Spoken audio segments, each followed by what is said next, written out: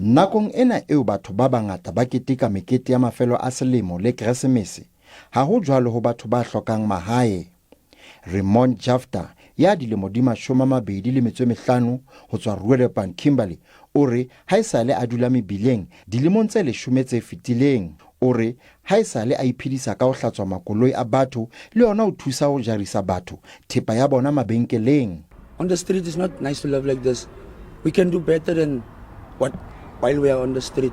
This Kimberley is not just Kimberley. Jafta o re o ile a tsamaya lapeng labo ka mora ho hlokahala batswadi ba hae ka ha ile santja le katse ho yena le rakgadi wa hae, mme o ikanne hore a keke a kgutlela lapeng. I was raised by my oma and opa. You know, to go back home, it's like nothing to go back home. Nakong ena eo dipalopalo tsa tlhokeho ya mosebetsi le bofuma di eketsehang, takatso ya hae le bomphato ba hae mebileng ke ho fumana bodulo le mosebetsi. The children also falls prey to substance abuse, and this in itself presents greater pressure on government. The Department of Social Development is the custodian of the prevention and treatment for substance abuse. Lefapha le hlalosa ha le sebedisana le Lefapha la Thuto le Sepolesa ho tla ka tharollo.